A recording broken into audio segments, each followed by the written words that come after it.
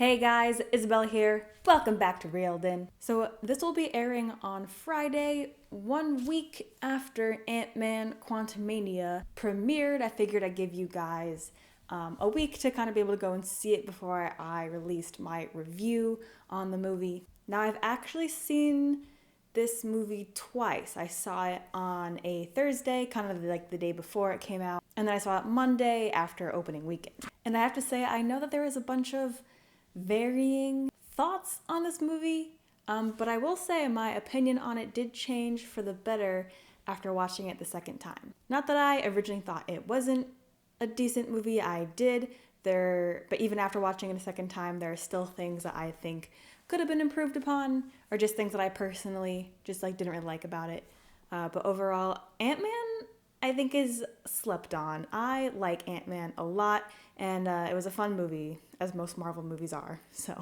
But that being said, this video will contain spoilers for Ant-Man and the Wasp QUANTUMANIA, so if you haven't seen the movie, I definitely recommend it, and then come back and you can watch me. But we start off with a little bit of background with Janet Van Dyne in the quantum realm. She basically sees a ship of some sort crashing, and then it is who she does not know yet to be Kang, but he does save her life, and we do see some interesting creatures from right off the bat. So we got some what I call snorses, some snail horses, and that's kind of the only creature I really enjoyed from the quantum realm. So, I kind of want a snorse. I feel like that would be really cool to have. But after that, we roll right into sort of the opening montage.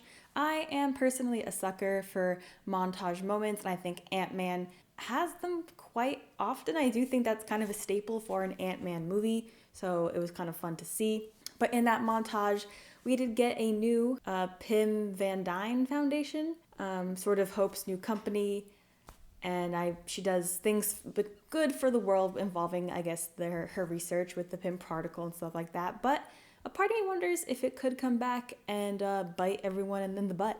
So that's kind of what happened with the Pim company in the first Ant-Man movie. So I, just keeping my mind out on that, just if it can come back later. But what I did find interesting is where we have left off with Ant-Man. He's grown a little bit on the egotistical side, not too bad, not enough where I don't like him anymore. I do still find him quite charming and fun to be around. You can kind of tell he's still a good person, but he definitely thinks very highly of himself and loves telling others that he's also, he's up there. He's one of the top ones in his own mind. But what was surprising to me when I first saw it is that our first look at Cassie is her being released from jail, or at least a holding cell, which I think is kind of funny. But then after thinking about it, Cassie has always had a very close relationship with her dad and kind of wants to be just like him. So, her going to jail was the result of her trying to help others. So just an interesting parallel where Scott originally went to jail, mostly because he was trying to help others.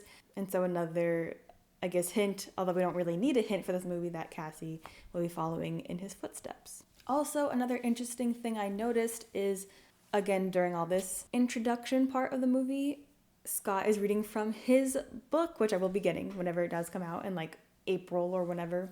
The main theme of the book, and actually this movie, is to look out for the little guy, but that's interesting because currently, in his current character arc, that is not Scott's top priority, but it is Cassie's. And then throughout the movie, throughout Scott's own character arc, we do see him sort of revert back to that. I do think his ego kind of deflates a little bit. One thing I do like, actually, and I wish we got a little bit more build up to it, was just how smart Cassie is. And I think they meant to sort of have a parallel in that her intelligence actually matches that of Tony Stark, with the particular line that she built the quantum, I guess, telescope, whatever it was, in a basement, kind of parallels Obadiah's he built this in a cave. So that's just the connection that I made. That was kind of interesting. But also, if Cassie ever does become part of a group, a team similar to the Avengers in the future of the MCU, I think that'd be really cool, and she would be a really great asset to them. People say a lot about Cassie in this movie, There are some things I didn't like about her character specifically, like how she was written, but there are moments that made me like her a lot, and I am excited to see her in the future. And I will get back to those moments later in my review. Another thing I think is kind of interesting for me personally is that they went to the quantum realm very quickly. So quickly, I feel like they didn't really have too much time to kind of set up any tension that needed to be set up. Like, obviously there was tension between Hope and her mom. I would have liked to see a little bit more of that, maybe a little bit more, and they don't have to be long scenes, but just maybe a couple more scenes where they really do try to get this information out of Janet and she really does not like it. And then maybe a little bit more of a disconnect between Cassie and Scott, because I do think that was kind of needed. I do think they're, part of this movie was that Scott was trying to reconnect with his daughter and, kind of be there for birthdays, past birthdays that he missed and things like that. But I feel like there could have been a little bit more of a disconnect to kind of make the struggle seem a little bit more real. Because personally, when I was watching the movie, I didn't really see a struggle between that. I just kind of saw a typical father-daughter relationship. But that being said, I do love the love that they have for each other. It is kind of sweet to see, especially because a lot of characters in the MCU do not have great parental relationships, and any family relationships are quite strenuous. So it's just kind of nice to see a positive in that aspect. Also, another kind of head scratcher for me is actually traveling to the quantum realm, because the, world within the quantum realm they're in is deeper than they have ever gone before. Does that have no physical effect on their mind or body? I feel like physically shrinking to that you're smaller than a microbe. I feel like I kind of feel like that has to have like a mental or physical effect on someone. But I don't know, I guess it doesn't. I guess it's, that's one part of the science that's like, we'll just kind of ignore that. So, but now we are in the quantum realm, a land that has its own diverse people and population and animals and landscape. A theme I think is kind of funny and is used quite often nowadays is they take aquatic creatures and flora and fauna and whatever, and they bring it up and they make it not aquatic. And then that is their version of a very, alien landscape. So not really sure how I feel about that. I kind of feel like it would be better to make an original landscape with creatures and stuff like that, which I know nowadays can be difficult because there's so much concentration in sci-fi and fantasy and things like that. Not really a complaint for me, just kind of like an artistic detail. I'm like, it could have been a little bit different.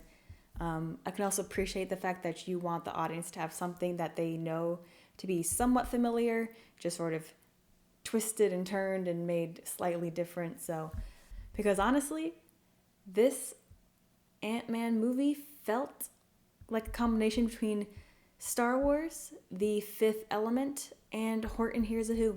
That's kind of what it felt like to me. But as the story continues, we get a kind of weird amount of back and forth between Scott and Cassie, who have been separated from Hope, Hank, and Janet. Personally, I think the way that this sequence of the movie was edited was really weird. They did not have set scene times between each pair, and the way it went back and forth just felt very jumpy, and it kind of took the audience out of viewing the movie. At least that's how I felt personally. Some of you guys may have liked the way it was edited, and that's totally cool. For me, it just kind of felt a little bit disconcerting, and it kind of felt like each scene was cut off in kind of a random placement. But again, that's just how I felt. And I do have to say, this movie fed me with gigantic Scott. I love Giant Scott. I think he's so funny. And honestly, the damage that Giant Scott can do, I think is pretty awesome. Also, another interesting part of the quantum realm that made me a little bit uncomfortable was just how many jelly-like substances were in it. And that is not a critique or anything. It's just like a personal thing. I'm like, why is it all gooey? And I can't even remember if we have visited what exactly quantum particles are made out of. So this could just be kind of a hint if we haven't talked about it already. But speaking of jelly, I instantly fell in love with Veb. I call him Jelly Man. I love him so much. And I kind of wish we had gotten him just a tad bit more in the movie. But also, fun fact, the actor who plays Kurt in the first 2 Ant-Man movies actually voiced Veb, so that's a fun little Easter egg to discover. But also what I found interesting in this movie is that a lot of the architecture in the quantum realm was very similar to certain architecture in the regular, I guess, Earth realm. A lot of the circular symbols, especially those around Kang's ship and Kang's tower, I suppose, reminded me a lot of the circular structures within the Sanctum in Doctor Strange. Even the symbols upon it look quite similar. Kang's ship looked, it's not the same, I know that one is not the same, but it did remind me of Ego's ship, Star-Lord's, Peter Quill's father, in the second Guardians movie. So that was it kind of made me like scratch my chin. Like, why does that look so similar? Is that just a design choice, or does that have a significant meaning? I still don't know, but just something personally for me to think about. So again, some things in the quantum realm did feel a little bit campy. I think that's mostly the vibe of most Ant-Man movies, so that wasn't like too much of a distraction for me. Although the phallic buildings, the mobile phallic buildings kind of had me like scrunching my eyebrows. Like, do we really, this is the design you went with? Okay. But back to some of our characters. Let's talk about Cassie. I like a lot that she has a good heart, a heart of gold, some might say, and that she is compassionate. Again, going back to look out for the little guy, I do think that is what Cassie embodies. She sees someone in trouble, she sees someone getting hurt, and her instinct is to help them. And that comes out especially during the scene where Kang's, I guess, creations go to attack the village to capture Scott and Cassie. And during this scene, we are introduced in the MCU to MODOK. Now, I'm just going to go off and say MODOK was not a favorite character of mine in the comics anyways. Personally, I feel like we could have had this movie without him. I know some people found his comic relief character to be really great, and that's awesome. Again, personally, I just didn't feel like we needed him. But I will say, in terms of CGI and things, the character design of him, like with his face mask up, is pretty good, actually. I was expecting a lot worse. It's just when the face mask kind of came off and we discovered it's Darren, it's kind of when I was like, really? Okay.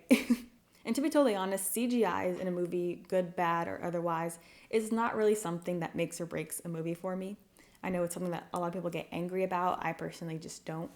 But again, and this goes to like, why do we even need MODOK in the first place? But why Darren? I understand that if you want a MODOK character, having Darren, who did get sucked into the quantum realm, is the only way that makes sense for that to happen.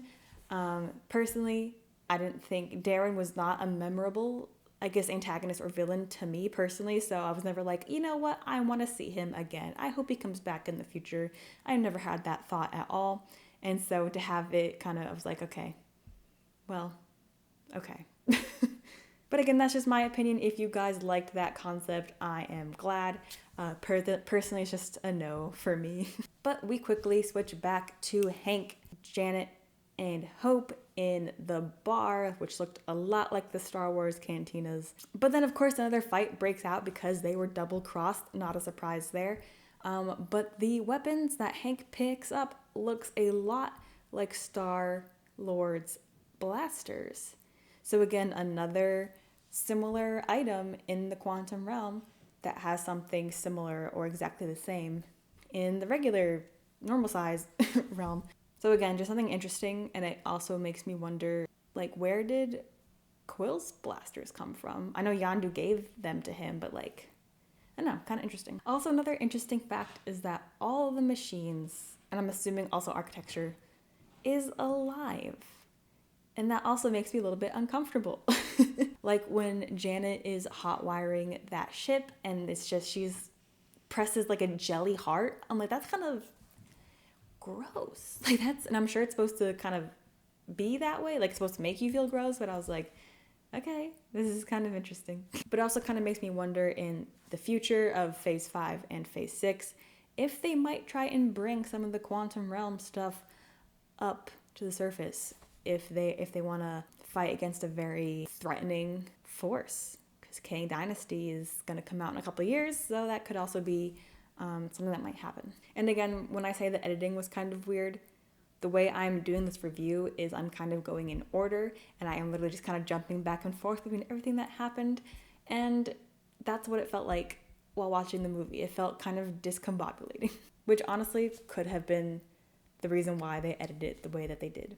But another fun little cute Cassie and Scott moment is when Scott is trying to literally teach Cassie how to fight, in her own woman suit. I think in the comics she's stature, so in her own suit. But that scene just made me like the relationship between Scott and Cassie, and even the characters of Scott and Cassie even more. So I'm glad that they included it. And speaking of Cassie's suit, what I also like is that Cassie is still wearing her purple Converse with the suit, and I hope that she has that character design in her future movies, because I thought that was a really interesting kind of quirk to her.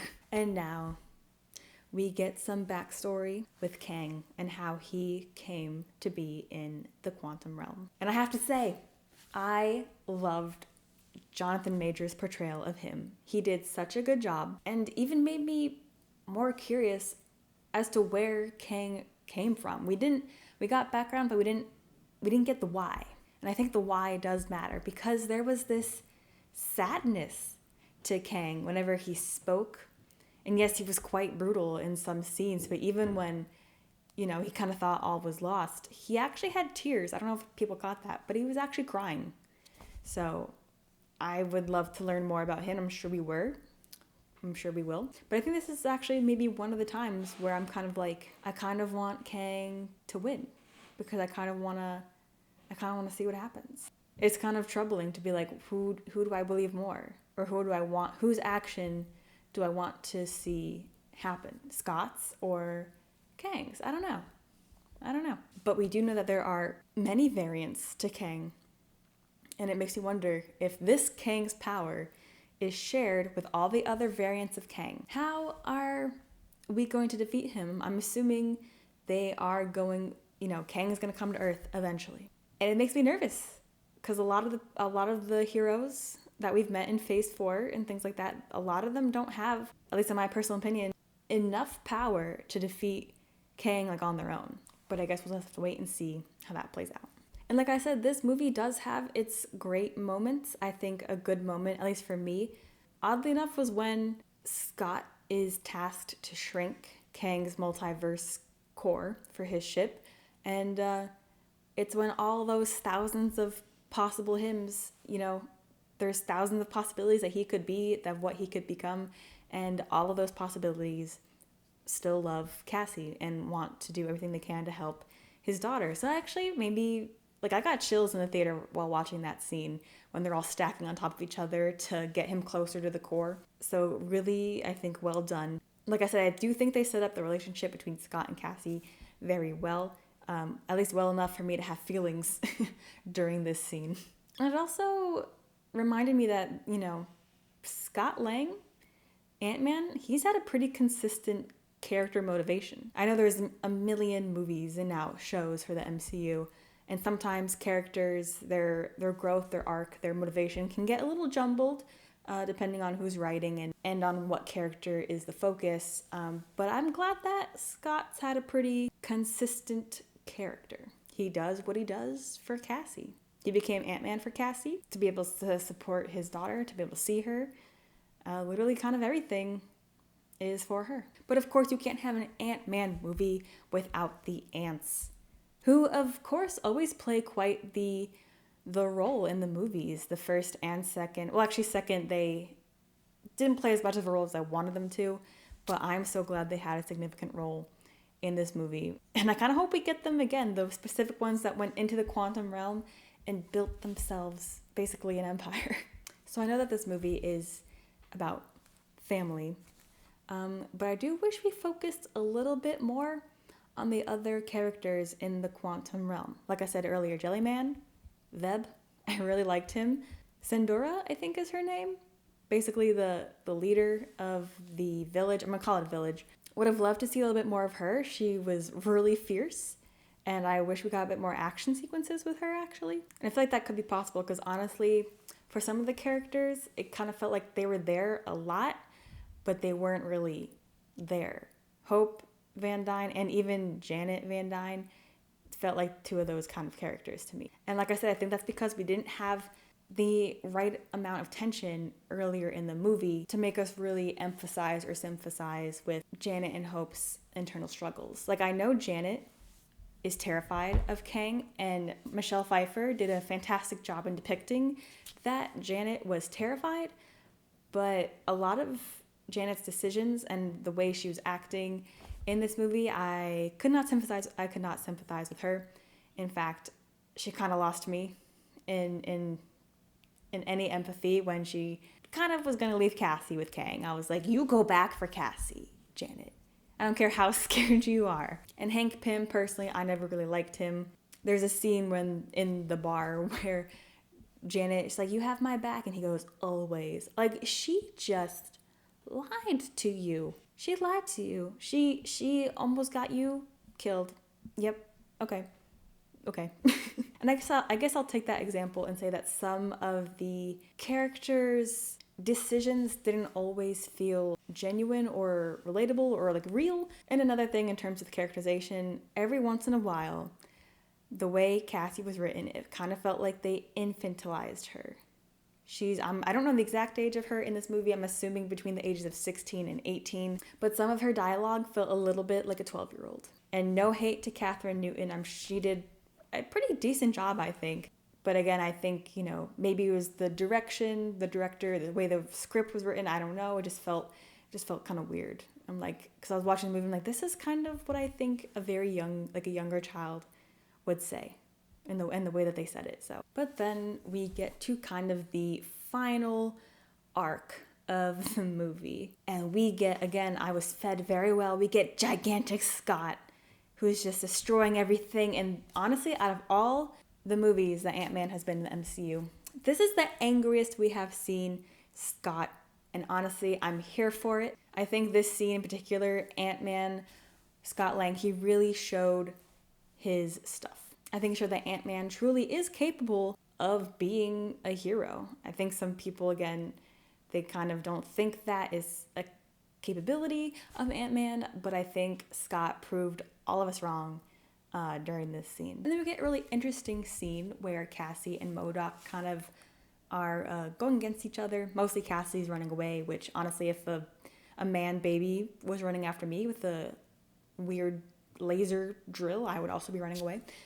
But I liked and I didn't like it. I liked it because it showed, Cassie's smarts and that she has guts and that she's willing to, take on a fight with something that's, stronger and bigger than her. I guess bigger, not really, because she can also grow. But the whole don't be a mean person for our younger viewers kind of thing. I'm like, what was that? Why? That should not have been in there. I'm so sorry. Like I said, I don't think MODOK was needed at all, really. I kind of wish he wasn't in the movie. Again, that's just my personal opinion. But to have that moment, to have Cassie saying that to him, be the turning point in his character arc where he's like, I don't want to be this anymore. Again, not really realistic, and kind of a cop-out in how that was done, I think, personally, to that character. And even when Darren, randomly flies in to sort of destroy Kang's force field, his shield around himself. Again, I think that was an easy out to have Kang be defeated for that moment. So again, that's just how I personally feel. If you guys think differently, that's totally cool. But that being said, if MODOK did have to be in any movie, I'm glad he was in this movie, and he won't be in any others. So, and again, we get this very large fight between Scott and Kang, and pretty much everyone, really, against Kang. And that's why I'm saying that the ants were kind of the one who really did a heavy blow to Kang. So that's why I'm glad they had such a superior role in this movie. And it did give Hank kind of like a little last hurrah, which I guess is good for him. But essentially Kang was defeated. I don't think he died, because he kind of shrunk into his multiverse core. And we know from the beginning of the movie that this multiverse core can travel throughout any multiverse, any universe, really, any timeline. So that version of that Kang specifically, Kang the Conqueror, I don't think he's gone. He could just be in another universe. That's a personal theory of mine. I feel like you don't put Kang the Conqueror in one movie to have him die, personally. So I think we will see him again. But there is a moment where the sort of doorway between the quantum realm and the regular Earth realm, whatever, is closed, and Scott and Hope, to the audience, we think they're stuck in the quantum realm. Now, I kind of knew that they weren't going to stay stuck in there forever, because you already had Scott being stuck in the quantum realm. It's kind of repeating yourself if you do that again. But his and Hope's lack of concern for getting back to Earth, I feel like they should have been a lot more concerned. Like, I know they were glad to probably have each other and that, Cassie and their family was safe and everything like that, but I was like, you didn't care? Like, none of you cared that you were in the quantum realm? Seemingly forever? Okay. But then Cassie, with her, because she's very smart, opened the portal back up, and then and then it kind of ended. Like, they literally could have had the scene with Scott and Hope, exiting. That would have made a little bit more sense, because I think that whole portion and the whole movie ended a little too quickly and a little bit too lightly. Personally, I think someone should have died in this movie. For me, I think it could have either been Hank or Janet. This is going to sound really bad, but I think it would have been really great if one of them had perished. And I think it would have been great because it would have shown Kang the Conqueror's power. Kang the Conqueror is supposed to be the strongest variant of Kang, but throughout the movie, the Conqueror is saying that there is something worse than him that will be coming. And that's why he wants to get out of the quantum realm, so he can stop that and just kind of keep conquering and destroying things, basically. So if we're now supposed to fear these other Kangs that are coming, but if we somehow so easily defeated this Kang the Conqueror, there should have been a consequence. Someone should have died. Personally, would have loved for it to be Hank, just personally. Janet would have been my second option, because a lot of this is because of her. So again, we talk about consequences. I feel like if Janet did die, her death would kind of be her like owing up to the consequence in a way. And like, I understand these are long movies and you do need to wrap them up after a point, but honestly, I will sit for a 3-hour and 15-minute movie. I will sit through it happily if we get a little bit of extra time on the resolution. Currently with most of these Marvel movies, it's climax and you have like a little tail end and then just, cuts to credits. And I'm like, can we just chill? But again, that's just my personal opinion. Some of you guys may have liked the way it ended, and if you do, that's great. But now we know why they are calling the new Avengers movie the Kang Dynasty. With the mid-credits scene, we have a lot of the Kang variants all meeting up, basically to annihilate the people on Earth, because they're touching the multiverse. We've already touched the multiverse in literally Multiverse of Madness, so very interesting. And if you looked really carefully in those sea of Kangs, you did see Lizard Kang as well as the Kang from the comic book with the blue face and the actual costume that is in the comic. So that's kind of fun little Easter eggs. And then the end credit scene gets us excited for Loki 2, which will continue Kang's story, or at least one of the variants of Kang. So that's also exciting. But yes, overall, I don't think this movie was bad. I think the critic score is way too low. I know the audience score is a little bit high, so I'm not really going to touch that. Personally, I would give it an 8 out of 10. I feel like the movie, it did what it had to do. It introduced Kang the Conqueror to us and also set up future movies. It set up a lot, actually. But again, just a couple of editing choices I found just a little bit weird. Some of the characters didn't feel as fleshed out. And I think, again, that's because there was a little bit of a rush at the beginning, and then you have all this time in the quantum realm, and then you have almost no resolution. Again, in my personal opinion, I think those could be things that could be improved upon in future movies. Because like I said, Janet, Hope, and Hank, they were in the movie, but to be totally honest, all their actions and decisions, I had no real emotion towards, because I feel like they should have been fleshed out a little bit better in the beginning of the movie. Now, is it the best Marvel movie I've ever seen? No. but it's definitely not the worst. Well guys, that was my review to Ant-Man and the Wasp Quantumania. Leave a like on the video, comment what did you think about this movie? Is there anything you would want to see improved or something you didn't wish was in there at all? Be sure to subscribe to the channel so you don't miss future Marvel movie reviews as well as Marvel reaction videos. But guys, thank you so much for watching and I'll see you next time.